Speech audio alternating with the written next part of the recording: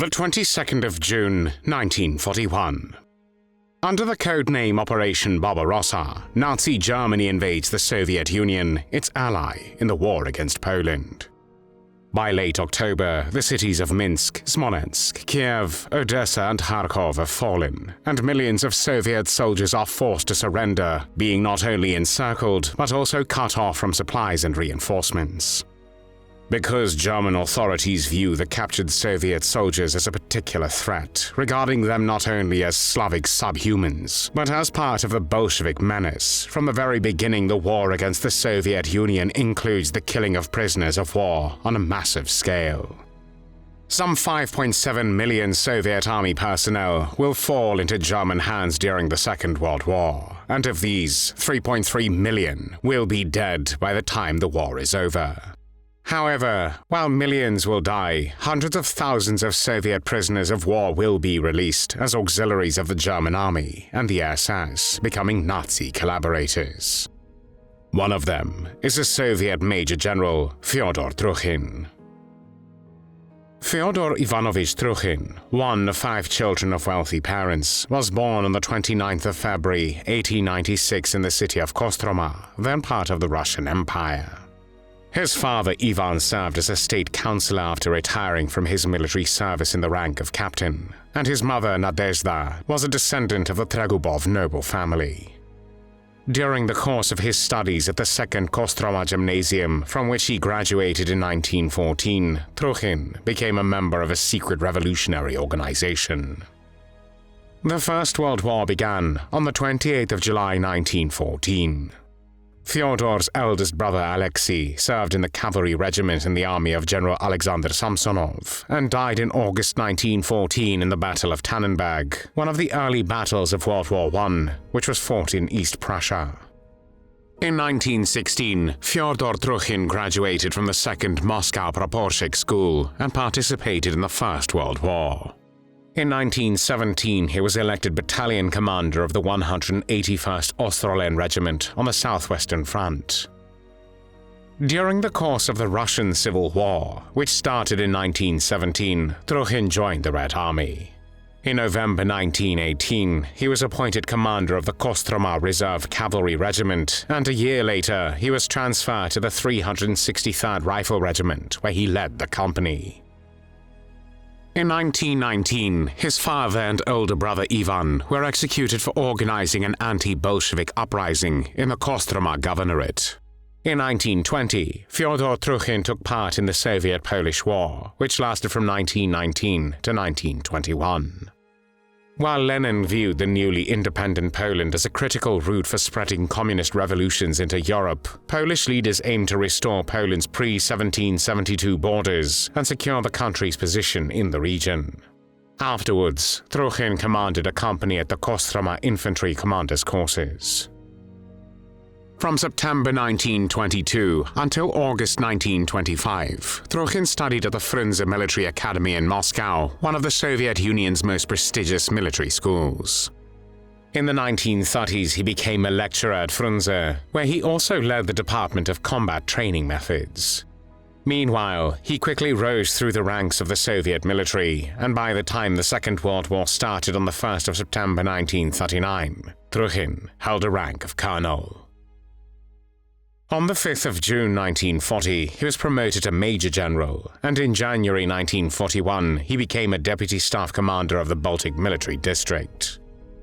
On Sunday, the 22nd of June 1941, under the codename Operation Barbarossa, Nazi Germany invaded the Soviet Union, its ally in the war against Poland. 5 days later, Truhin was tasked with overseeing the withdrawal of Soviet troops in the area of the Lithuanian city of Panevėžys during the course of the Baltic operation, and on the 28th of June 1941, he became Deputy Staff Commander of the Northwestern Front. On the following day, however, his life took a dramatic turn.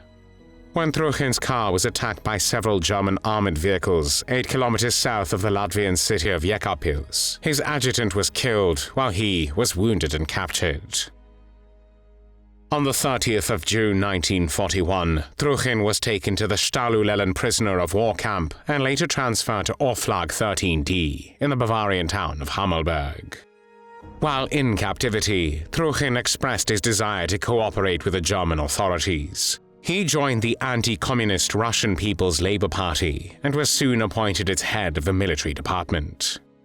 To the German authorities, Truhin proposed to create units and formations from prisoners of war, as well as groups to carry out acts of sabotage on railroads or warehouses, in order to disrupt supply and control in the rear of the Red Army. While the organization aimed to overthrow the Soviet authorities with the help of the Germans, the Nazis regarded the Russian People's Labour Party, or RTNP, rather as a tool to detect the unloyal prisoners, and the existence of the organization was limited to the perimeter of the Oflag 13 camp. More than 2,000 Soviet prisoners of war were handed over to the Gestapo by the secret department of the RTNP. On the 15th of March 1942, Truhin, along with fellow Major General Dmitry Zakutny, was transferred to the Vustrau Special Camp, where they underwent a course for propagandists. On the 24th of April, he was appointed commandant of the Zittenhorst propaganda school, where he also served as a teacher. On the 5th of May, the school was visited by Georg Leibbrandt, a German Nazi Party official and expert on issues relating to Russia. During a conversation with Leibbrandt, Truhin demanded that the Russian Liberation Army, the ROA, be formed, and insisted on the transformation of the war into a fight against the regime of Joseph Stalin. In early July 1942, Truhin traveled to the Warsaw office of the Abwehr, the German military intelligence service, where he created 3 espionage training manuals for Russian collaborationist officers, returning to Zittenhorst propaganda school on the 22nd. In September 1942, he lost the status of prisoner of war, and that same month, the Soviet authorities launched a criminal investigation into Truhin's defection. In October of the same year, Truhin joined the National Alliance of Russian Solidarists, becoming a member of its executive committee. The organization fought against communism, and its members believed that force was the only means by which the Soviet regime could be toppled, and that an internal revolution was the best means for this.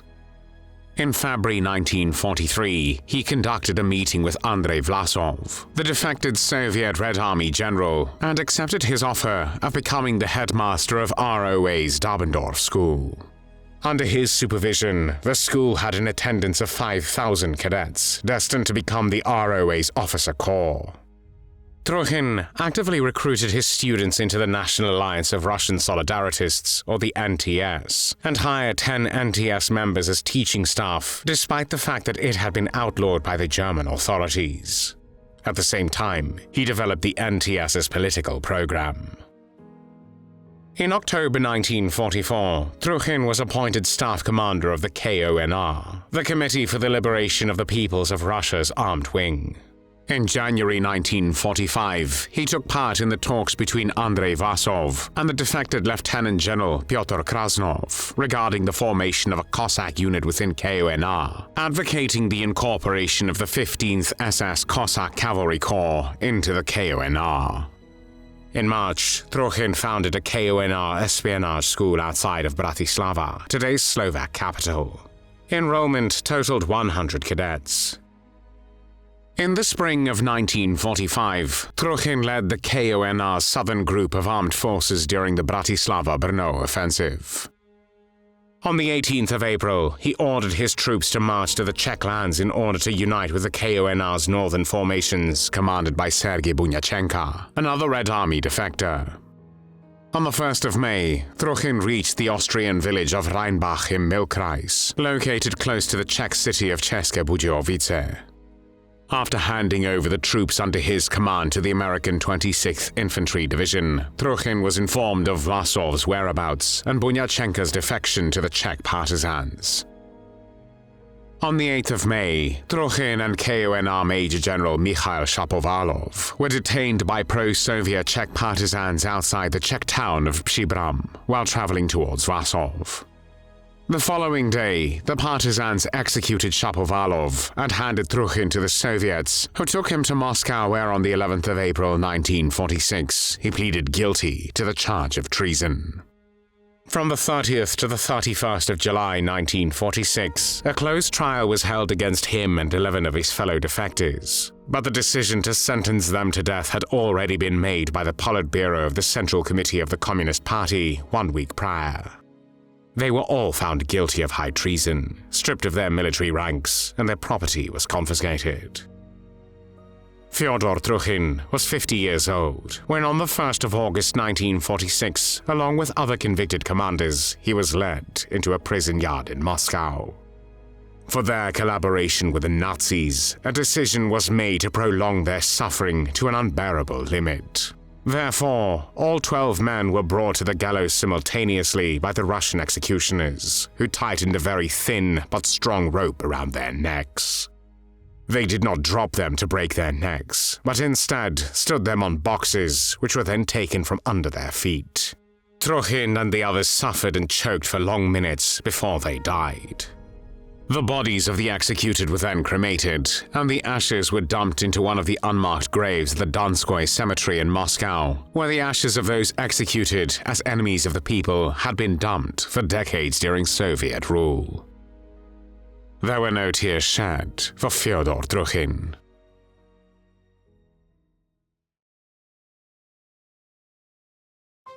Thanks for watching the World History Channel. Be sure to like and subscribe, and click the bell notification icon so you don't miss our next episodes.